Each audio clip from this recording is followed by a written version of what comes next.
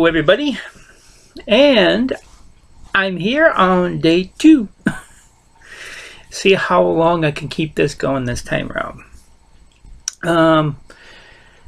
Today I was typing out some one of my journals, because I usually like to handwrite in a journal and then type it out afterwards, nice and neat and all that. And as I was typing out the journal, I was going through the stuff too, and I got the thought that, well, I can make a poem about this. And this poem that I'm going to read, it's a bunch of little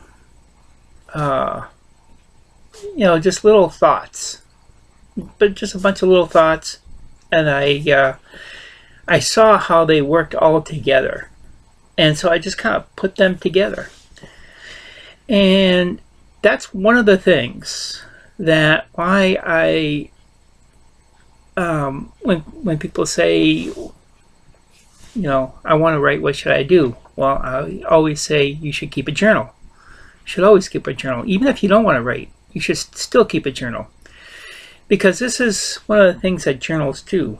Whether if you're a writer, or if you're keeping a journal, personal journal, or keeping a business journal, or keeping a journal in some other type of work that you do, you can always go back and you can get ideas from your past works, your past thoughts. Because when you wrote those down way back when, you continued growing. And when you go back to read it again, well, you're reading them from, it's a whole other new person reading them, because you've grown. And you can add stuff to, and you can see that stuff you wrote from a new perspective, and it helps you continue to move forward. So just some things to think about. Keep a journal.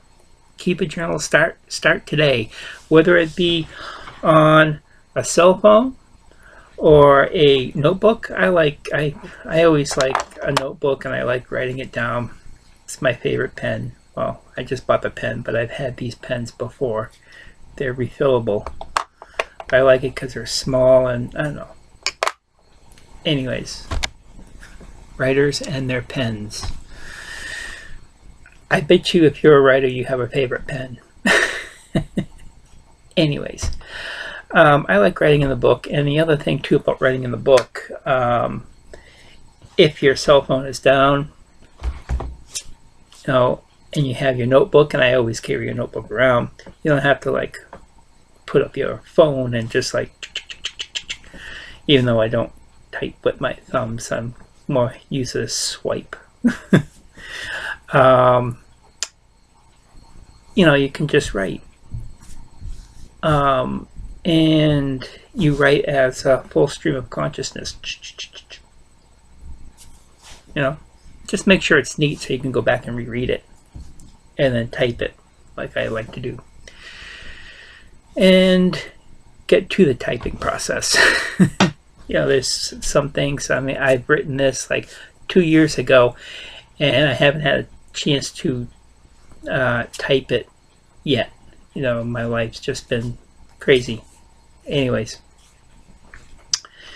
the title of this poem is Before the Snow. So we have snow on the first day of spring, and it's after 9 o'clock here on the East Coast, so it's definitely spring now. But the title of this poem is Before the Snow. The month before the snow is filled with sorrow, 'cause all the colors are gone, all the treasure spent. But there is always tomorrow, new treasure discovered, new mystery revealed, new life, always new life.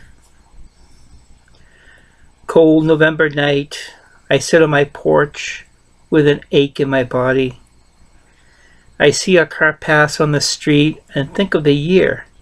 Yes, another year has passed. I think, what?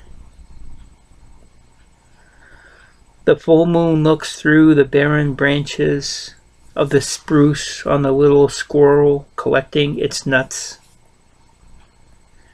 The silent moment where death and life are one, where night and day meet, where the sleeper and awake pass among the many worlds and know all there is to know, to find what we've always known. So hope you like that poem, and what I mentioned about journaling. Write a journal, start a journal right now, and if you have a journal, write something in it right now. Hopefully I spark something. Talk to you later, and see you tomorrow. Stay creative in the magic of life.